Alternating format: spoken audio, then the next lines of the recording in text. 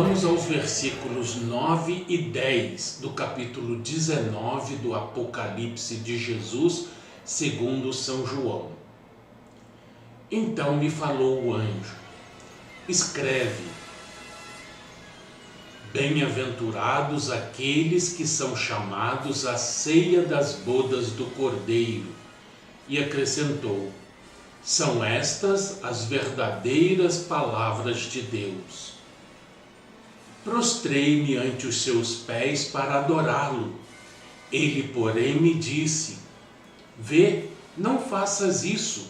Sou conservo teu e dos teus irmãos que mantêm o testemunho de Jesus. Adora a Deus, pois o testemunho de Jesus é o espírito da profecia. Isso é muito importante. Primeiro, as bodas do Cordeiro, das quais já falamos. Muitas são as alusões a esta ceia das bodas no Novo Testamento. Ela é referida na parábola das bodas do filho do rei, conforme a narrativa do Evangelho de Jesus, segundo São Mateus, capítulo 22, versículos 1 a 14. E em Lucas, capítulo 14, versículos 16 a 24. É a ocasião em que comeremos pão no reino de Deus, quando formos recompensados na ressurreição dos justos, conforme a narrativa de São Lucas, capítulo 14, versículos 12 a 15. É quando beberemos de novo do fruto da videira, com o nosso Redentor no seu reino celeste, de acordo com a promessa do Mestre, anotada por Mateus, no capítulo 26, versículo 29, por Marcos, no capítulo 14, versículo 25, e por Lucas, no capítulo 22, versículo 18. É o tempo em que nos havemos de sentar à sua mesa no reino, conforme a anotação de Lucas, capítulo 22, versículo 30.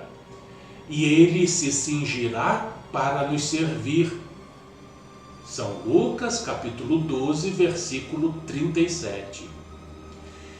Bem-aventurados, com efeito, são os que têm o privilégio de participar neste glorioso banquete celestial. Está acima do nosso entendimento. Finalmente, esta passagem do conservo. Vê, não faças isso, sou conservo teu e dos teus irmãos que mantêm o testemunho de Jesus. Adora a Deus, pois o testemunho de Jesus é o espírito da profecia. Ora, pensem no Papa, se ele seria capaz de dizer uma coisa dessas. E qualquer chefe que gosta de ser chamado mestre. Mestre para cá, mestre para lá, mestre acolá. Mestre só é um, Jesus, pois só há um mestre. Como Pai, só há um, que é Deus. Ninguém mais é Pai coisa nenhuma. A propósito dos que pensam que encontram no versículo 10 um argumento para a inconsciência na morte, está contraditado. Aqui está provado que o espírito é imortal. A morte não termina coisa alguma. A morte é um boato. Se Deus nos criasse para nos matar, então seria melhor que morrêssemos já. Morrêssemos imediatamente. Esperar o quê? Mais 2, 10, 5, 20, 80 anos? E daí? Se tem de morrer um dia, morra já. Se temos de morrer um dia, que morramos já. Mas não é assim. A Bíblia está certa.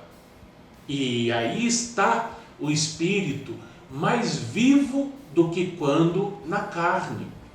A pessoa empregada para dar o Apocalipse a João é chamada um anjo. E os anjos são os espíritos, aqueles que já se purificaram, já não precisam mais do envoltório carnal ou material. E diz que é um conservo de João, como tinha sido conservo de seus irmãos profetas. Ora, a palavra conservo significa que todos eles andaram em comum como servos de Deus. Por isso não era objeto para a adoração de João. Adorar a Deus, não a mim, diz o anjo. Basta ver a propósito capítulo 1, versículo 1 do Apocalipse, quando diz lá, seu anjo, que Jesus enviou o Apocalipse por intermédio do seu anjo a João. E isso é muito importante. Por que que é importante? Porque prova a humildade desses espíritos de luz. São os anjos, quer dizer, já foram homens. O anjo não foi fabricado com asinhas, não, bonitinhas. Isso é criação de cada um. Você pode se tornar um diabo ou um anjo. Diabo você se torna pela maldade e anjo pela bondade. Todo o bem que você faz vai purificando a sua alma, o seu espírito. E você um dia será um anjo. Aí é que está a evolução incessante. Vem do mineral, passa pelo vegetal para a escala animal, depois para o chamado reino hominal e depois o reino angelical. E não para aí não, vai subindo, subindo, subindo sempre, até ser um com Jesus e então um dia poder dizer como ele pôde dizer, eu e o Pai somos um. E isso é muito importante. Não faças tal, disse o anjo, não te ajoelhes diante de mim, eu sou apenas um servo, como tu és e como os meus irmãos profetas o foram, todos servos de Deus.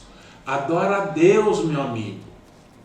O que é que há? Nada de ajoelhar-se diante de mim, não. Eu não mereço isso. Foi o que, em linguagem mais atual, disse o anjo. E isso é formidável. Por quê? Porque na humanidade, tanta gente querendo que as pessoas se ajoelhem diante delas e lhe beijem as mãos. Beijar a mão de homem, sai fora. Vai baixar no outro terreiro. E a gente ainda se ajoelhar diante de homem, é muito descaramento, né? Deus me perdoe, mas é muito descaramento mesmo. Mas enfim, falta pouco para acabar com tudo isso, porque aqui para nós, a gente aguenta, né, essas coisas, mas com uma vontade imensa de, vomitar, não é? Dá vontade de vomitar. Mas que Deus se compadeça de tanta burrice humana, de tanta santarronice, de tanta pavonice. Deus se compadeça de todos nós, não é isso? Porque, graças a Deus também, brevemente, nós podemos dizer, ora vem, Senhor Jesus, até que enfim vamos poder dizer isso. E aí sim, todos nós juntos nos prostraremos, rosto em terra, diante do Pai Todo-Poderoso. Que a paz do Cristo, a paz de Deus esteja com todos, agora e sempre. E aquele fraternal abraço.